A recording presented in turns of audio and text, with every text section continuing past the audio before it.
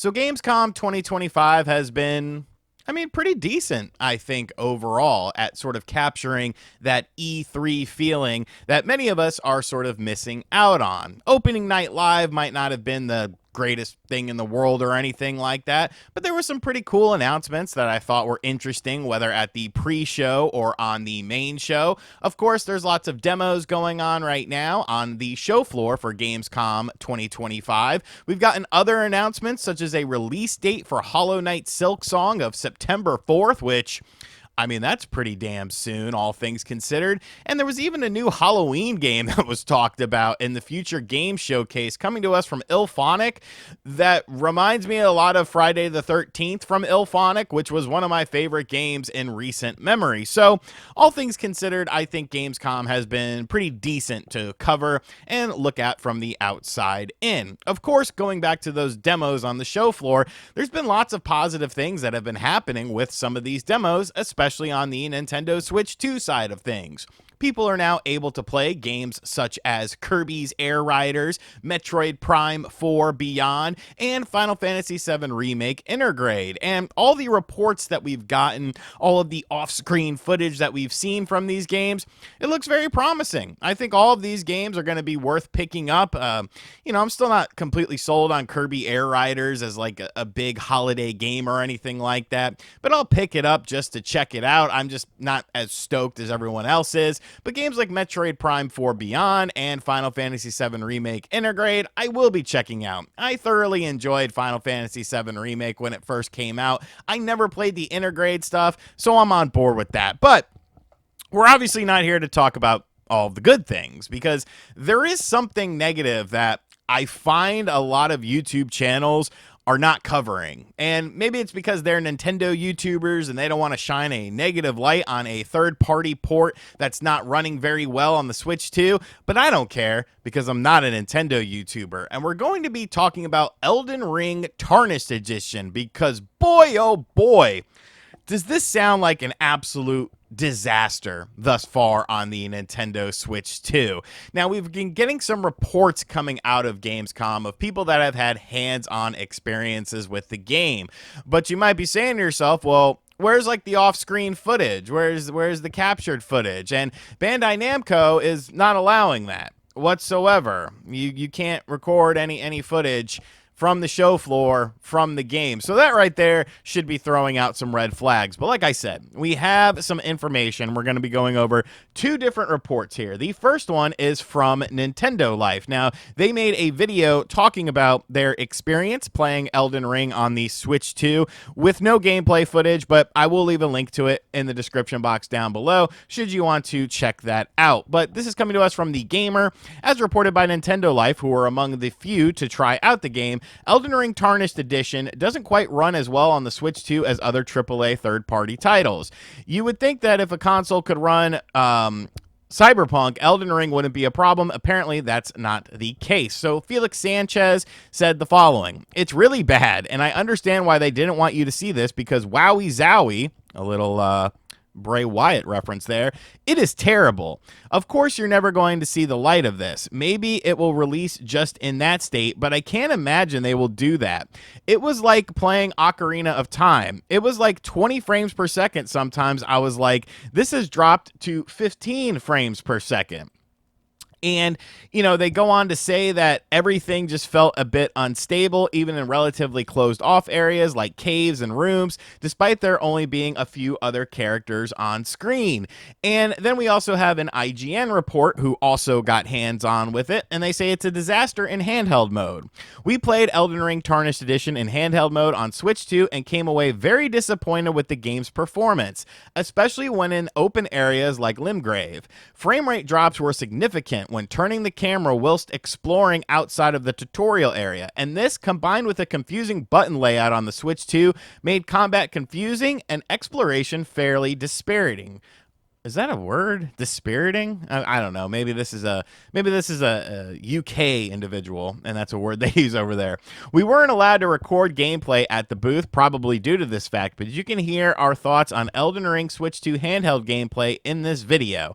Elden Ring Tarnished Edition releases in 2025, so hopefully there's time for Bandai Namco to work on its performance. So,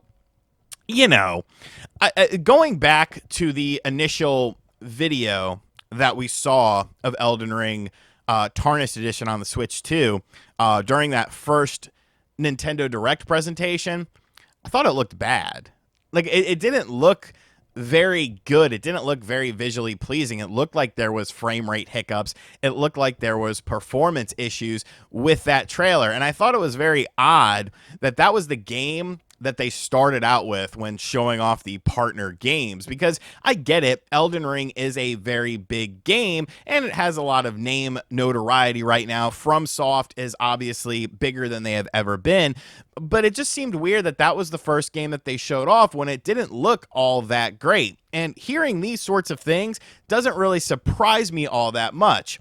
But the reason it doesn't surprise me might not be the reason that you think I'm going to get at with this, because obviously people online are going to see this, especially console fanboys and stuff like that, and be like, oh, look, the Switch 2 is just weak. It can't even run Elden Ring at a good clip, blah, blah, blah. And I don't think that's necessarily the reason, because you kind of got to look at FromSoft games, and especially Elden Ring, and kind of understand how this game works, because Elden Ring doesn't run like super great on really anything. Like, do you remember when they did the PS5 version and then people were still playing the PS4 version on their PS5 because there were performance issues? Like, FromSoft games, people play them for the gameplay because they love that Souls-like gameplay. Thankfully, I'm not one of those individuals, and I'll try out these games, but I never really enjoy them. They're not really games for me. But I don't think this is necessarily indicative of the Switch 2. I think this is indicative of just learning curves with the architecture of the system. Because whenever a new system comes out, there's going to be games that run good and look good and play well, and then there's going to be stuff that doesn't. And considering that Elden Ring, like I said, is a game that has notoriously never ran all that great on other platforms, it shouldn't come as a huge surprise that the Switch 2 version can be potentially janky. And you're going to see that with third-party ports as the system evolves, but I don't necessarily think that that is at the fault of the system. It's at the fault of the developers, and the developers learning how to utilize this system. Let's take a look at some of the third-party games we've gotten so far. Cyberpunk 2077, very impressive. Street Fighter 6, very impressive. WWE 2K25, the game that nobody bought. And how do I know nobody bought it? Because I look online and there's nobody ever playing, and the top leader on the leaderboard has like 60 wins. It's ridiculous. I'm in the top 100 and I have 3 wins online, most of those going from playing with wood. A great port. But then you have games like Madden 26 that come along that are not great ports, no matter what those Nintendo accounts on Twitter try to tell you. Just look at the gameplay footage for yourself comparative to how it runs on other platforms. Some games are going to hit the mark, some games are going to miss the mark. That's kind of how the system will be until things get ironed out, which was the same case with the Switch 1. I mean, there were games like Rhyme and WWE 2K18 that ran absolutely abysmal on the system that were early releases, and then as the system evolved and, companies learned how to utilize the system more so, these problems were a bit fewer and far between. So Elden Ring, it's a game that I'm not even super interested in, because I don't like Souls-like games, and you could say it's a skill issue, and maybe it is to some degree. I just don't have the patience to do stuff like that. With my action games, I like them to be a bit faster paced, like a Devil May Cry or a Bayonetta, but I don't think Elden Ring Tarnished Edition running poorly on the Switch 2 is necessarily indicative of the hardware itself, especially when we're talking about games like Final Fantasy VII Remake Intergrade that are looking and running great off-screen, and for from what we've seen so far, it's a very impressive looking game. I mean, it was pushing the PlayStation 4 pretty damn hard, and having that additional content that was exclusive to the PlayStation 5 version of the game, I think is very cool. I definitely think this is more of a one-off thing. You know, this Daemon X Machina evidently runs like ass on the Switch 2 as well. These are just learning curves that are going to be ironed out. But in the same breath, you don't need to simp and defend these games if they're bad ports. There's nothing wrong with a port being bad. It's just nobody should buy it, and they should wait for the next game to come out from the company. So, because, I mean, honestly, Madden 27 is probably going to be 60 frames locked on the Switch 2 once they get that Frostbite engine out. And, you know, once they figure out how to work it on the Switch 2.